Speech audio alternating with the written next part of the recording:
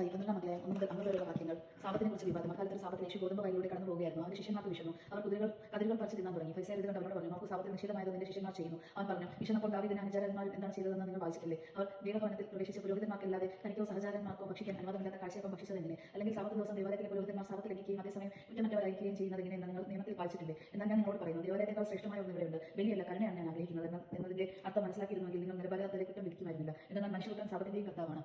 സാപത്തിൽ രോഗശാന്തി നൽകുന്നു. യേശു അവിടെ നിന്ന് യാത്ര തിരിച്ച് അവരുടെ സിനഗോഗിലെത്തി. അവിടെ കൈ ശോഷിച്ച ഒരുവനുണ്ടായിരുന്നു. യേശുവിൽ കുറ്റം ആരോപിക്കണമെന്ന ഉദ്ദേശത്തോടെ അവർ അവനോട് ചോദിച്ചു, സാപത്തിൽ രോഗശാന്തി നൽകുന്നത് അനുവദനീയമാണോ? അവൻ പറഞ്ഞു, നിങ്ങൾ ആരാണ് തന്റെ ആട് സാപത്തിൽ കുഴിയിൽ വീണാൽ പിടിച്ചു കയറ്റാത്തത്? ആടിനേക്കാൾ എത്ര വിലപ്പെട്ടവനാണ് മനുഷ്യൻ. അതിനാൽ സാപത്തിൽ നന്മ ചെയ്യുക അനുവദനീയമാണ്. അനന്തരം അവൻ ആ മനുഷ്യനോട് പറഞ്ഞു, കൈ നീട്ടുക. അവൻ കൈ നീട്ടി ഉടനെ അത് സുഖം പ്രാപിച്ച് മറ്റേ കൈ പോലെയായി. ഫിലിസ്തീയർ അവിടെ നിന്ന് പോയി അവനെ നശിപ്പിക്കേണ്ടത് എങ്ങനെയെന്ന് ആലോചന നടത്തി. ദൈവത്തിന്റെ തെരഞ്ഞെടുക്കപ്പെട്ട ദാസൻ.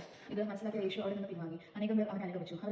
അവരെല്ലാം അവൻ സുഖപ്പെടുത്തി. തന്നെ പരസ്യപ്പെടുത്തരുതെന്ന് അവൻ അവരോട് കൽപ്പിച്ചു. ഇത് യെശയ്യാ പ്രവാചകൻ വഴി അരുൾ ചെയ്യപ്പെട്ടതും പൂർത്തിയാകുന്നതിന് വേണ്ടിയുമാണ്. ഇതാ ഞാൻ തിരഞ്ഞെടുത്ത എന്റെ ദാസൻ, എന്റെ ആത്മാവ് പ്രസാദിച്ച എന്റെ പ്രിയപ്പെട്ടവൻ. ഞാൻ അവന്റെ മേൽ എന്റെ ആത്മാവിനെ അയക്കും. അവന്റെ വിജാതിയെ ന്യായാവിധി അറിയിക്കും. ഞാൻ തകർക്കുകയോ ബഹളം കൂട്ടുകയില്ല. തെരുവീതികളിൽ അവന്റെ ശബ്ദം ആരും കേൾക്കുകയില്ല. നീതിയെ വിജയത്തിലെത്തിക്കുന്നതുവരെ അവൻ ചതന ഞാങ്കട ഒഴിക്കുകയില്ല. പുകന തിരി കെടുത്തുകയില്ല. അവന്റെ നാമത്തിൽ വിജാതിയെ പ്രത്യാശ വയ്ക്കും.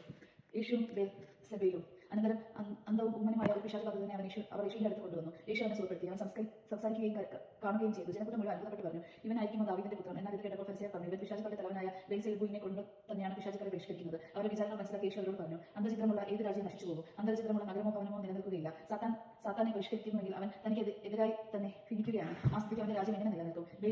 ബെൽസെബൂലിനെ കൊണ്ടാണ് ഞാൻ പിശാചുക്കളെ ബഹിഷ്കരിക്കുന്നതെങ്കിൽ നിങ്ങളുടെ പുത്രന്മാർ ആരെ കൊണ്ടാണ് അവരെ ബഹിഷ്കരിക്കുന്നത്? അതുകൊണ്ട് അവർ നിങ്ങളുടെ വിധികർത്താക്കളായിരിക്കും. എന്നാൽ ദൈവാത്മാവിനെ കൊണ്ടാണ് പിശാചിനെ ബഹിഷ്കരിക്കുന്നതെങ്കിൽ ദൈവരാജ്യം നിങ്ങളിൽ വന്നു കഴിഞ്ഞിരിക്കുന്നു. അഥവാ ശക്തനായ ഒരു മനുഷ്യന്റെ ഭവനത്തിൽ പ്രവേശിച്ച് വസ്തുക്കൾ കവർച്ച ചെയ്യാൻ ആദ്യം തന്നെ അവനെ ബന്ധിക്കാതെ സാധിക്കുമോ? ബന്ധിച്ചാൽ കവർച്ച ചെയ്യാൻ കഴിയും. എന്നോട് കൂടെ ഇല്ലാത്തവൻ എന്റെ എതിരാളിയാണ്. എന്നോട് കൂടി ശേഖരിക്കാത്തവൻ ചിതറിച്ച് കളയുന്നു. അതുകൊണ്ട് ഞാൻ നിങ്ങളോട് പറയുന്നു, മനുഷ്യന്റെ എല്ലാ പാവവും ദൈവദൂഷണവും ക്ഷമിക്കപ്പെടും. എന്നാൽ ആത്മാവിനെതിരായ ദൂഷണം ക്ഷമിക്കപ്പെടുകയില്ല. മനുഷ്യപുത്രനെതിരായ ആരെങ്കിലും ഒരു വാക്ക് പറഞ്ഞാൽ അത് ക്ഷമിക്കപ്പെടും. എന്നാൽ പരിശുദ്ധാത്മാവിനെതിരായ ആരെങ്കിലും സംസാരിച്ചാൽ ഈ യുഗത്തിലോ വരാനിരിക്കുന്ന യുഗത്തിലോ ക്ഷമിക്കപ്പെടുകയില്ല. ഒന്നുകിൽ വൃക്ഷം നല്ലത്, ഫലവും നല്ലത്, അല്ലെങ്കിൽ വൃക്ഷം ചീത്ത, ഫലവും ചീത്ത. എന്നാൽ ഫലത്തിൽ നിന്നാണ് വൃക്ഷത്തെ മനസ്സിലാക്കുന്നത്. അണലി സന്തതികളെ, ദുഷ്ടരായിക്ക് നല്ല കാര്യങ്ങൾ പറയാൻ നിങ്ങൾക്ക് എങ്ങനെ കഴിയും? ഹൃദയത്തിന്റെ നിലവിൽ നിന്നാണല്ലോ അതിനെ സംസാരിക്കുന്നത്. നല്ല മനുഷ്യൻ നന്മയുടെ ഭണ്ഡാരത്തിൽ നിന്ന് നന്മ പുറപ്പെടുവിക്കുന്നു. ദുഷ്ടനായിട്ട് തിന്മയുടെ ഭണ്ഡാരത്തിൽ നിന്ന് തിന്മ പുറപ്പെടുവിക്കുന്നു. ഞാൻ നിങ്ങളോട് പറയുന്നു, മനുഷ്യൻ പറയുന്ന ഓരോ വ്രതവാക്കിനും വിധി ദിവസത്തിൽ കണക്ക് കൊടുക്കേണ്ടി വരും. നിന്റെ വാക്കുകളാൽ നീ നീതീകരിക്കപ്പെടും. നിന്റെ വാക്കുകളാൽ നീ കുറ്റം വിധിക്കപ്പെടുകയും ചെയ്യും. യോഹന്നാൻ പ്രവാചകന്റെ അടയാളം. അപ്പോൾ നിയമജ്ഞരും ഫരിസേയരിലും പെട്ട ചിലർ അവനോട് പറഞ്ഞു, ഗുരു, നിന്നിൽ നിന്ന് ഒരു അടയാളം കാണാൻ ഞങ്ങൾ ആഗ്രഹിക്കുന്നു. അവൻ മറുപടി പറഞ്ഞു, ദുഷിച്ചതും അവിശ്വസ്തവുമായ തലമുറ അടയാളം അന്വേഷിക്കുന്നു.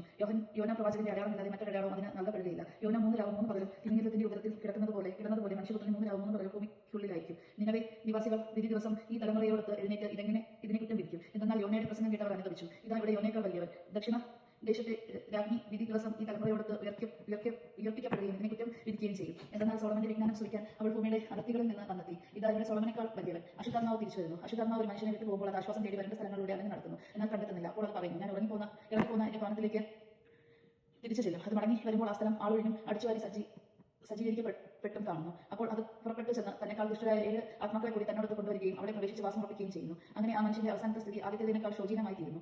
ഈ ദുഷിച്ച തലമുറയ്ക്കും ഇതുതന്നെയായിരിക്കും അനുഭവം.